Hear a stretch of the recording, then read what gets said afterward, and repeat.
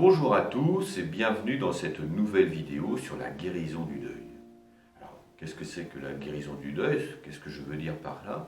Tout simplement, c'est être en paix avec son défunt. C'est-à-dire que les symptômes, le chagrin, la douleur, les larmes, les tremblements dans la voix et ainsi de suite, disparaissent et maintenant la personne est complètement en paix quand elle évoque le défunt, elle est complètement en paix quand elle pense au défunt, et même elle vit le défunt comme une présence positive, comme un guide ou un ange gardien. Mais en attendant, une personne qui est en deuil n'en est pas du tout ici. Je pense par exemple à cette jeune femme qui est venue me consulter parce qu'elle avait des angoisses récurrentes, un stress récurrent qui était là, très perturbant. Et on a remonté l'histoire de ce stress, de ces angoisses, pour trouver c'est quand la première fois où elle a ressenti ça, où elle a vécu ces sensations, ces sentiments. Et finalement, c'était il y a 2 ans. Il y a 2 ans, lorsqu'elle a pratiqué une interruption volontaire de grossesse. Quand elle évoque cela, elle fond en larmes dans mon cabinet. Et à travers ces larmes, elle me dit qu'elle a fait la plus grosse bêtise de sa vie, qu'elle regrette cela, et qu'elle est profondément attristée, que jamais elle ne pourra se remettre de cela. Quand elle parle comme cela, d'abord, elle montre bien qu'il y a de l'amour entre elle et l'enfant, parce que s'il n'y avait pas d'amour, il n'y aurait pas de larmes, il n'y aurait pas de regrets. Et elle montre bien aussi qu'il y a toujours un lien entre elle et l'enfant. Et à nouveau, s'il n'y avait pas de lien, il n'y aurait pas ces sentiments douloureux et négatifs. Mais elle montre aussi que son esprit est toujours centré vers le passé, quand j'ai fait ça, et vers quelque chose qui est décalé par rapport au présent. Si je n'avais pas fait ça, maintenant ce serait de cette façon-là, ma vie serait comme ça, il aurait été là, j'y ferais ci, ferais ça, mais qui n'est pas son présent à elle. Et son esprit, ça nous montre bien que son esprit, il n'est pas dans le présent, il est orienté vers du passé ou quelque chose à côté, ou vers un futur qui n'a pas lieu et qui ne pourra pas avoir lieu. Et donc il n'est pas dans la réalité d'une certaine manière. Et pour dépasser le deuil, elle doit se mettre en place un dialogue avec le défunt, et ce dialogue, c'est quelque chose qui se fait au temps présent. La personne doit parler tout de suite au défunt et entendre tout de suite ses réponses. Et pour cela, le premier pas, c'est bien de se mettre en contact avec le défunt. Et c'est de cela dont je voudrais vous parler aujourd'hui. Comment faire pour entrer en contact avec le défunt, pour pouvoir entamer le dialogue libératoire? Eh bien, c'est accessible à tous et finalement, c'est extrêmement simple. Ça se fait non pas avec notre partie intellectuelle, la partie de notre cerveau qui réfléchit, qui manipule des concepts, qui fait des phrases compliquées, des calculs, des projections dans le passé, dans le futur.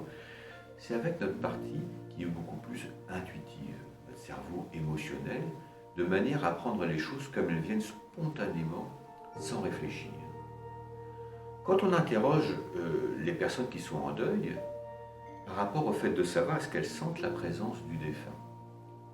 Et quand elles nous donnent les vraies réponses, c'est-à-dire quand elles n'ont pas peur du jugement de celui qui les interroge, par exemple si c'était avec un questionnaire par écrit sous couvert d'anonymat, quand on pose cette question, est-ce que vous sentez la présence du défunt? Nombreuses sont les personnes qui nous disent « oui, je sens la présence du défunt ».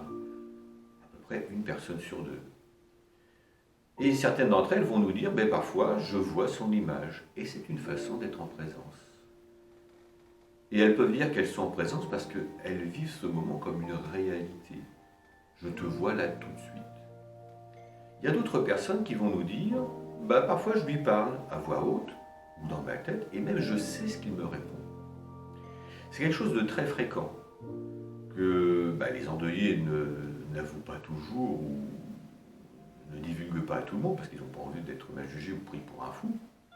Mais quand on y pense dans notre culture, c'est quelque chose qui est permis, qui est autorisé, par exemple, au cimetière. Si quelqu'un dit « je suis allé sur la tombe d'un parent, je lui ai parlé », personne ne va rien trouver à redire. Par contre, si la même personne nous dit « j'étais dans ma cuisine et j'ai parlé au défunt », là, il y a des gens qui vont trouver ça curieux. Et quand on y pense, c'est la même chose, c'est juste une convention sociale de notre société. Et puis il y a d'autres personnes qui vont nous dire, ben, parfois je sens sa présence. Elle pourrait dire à ce moment-là, hein, en parlant à cette présence, en s'adressant au défunt, je sais que tu es là. Et à nouveau, la personne, quand elle fait ça, elle fait quelque chose où elle est dans le présent. Je sais que tu es là tout de suite, je m'adresse à toi tout de suite.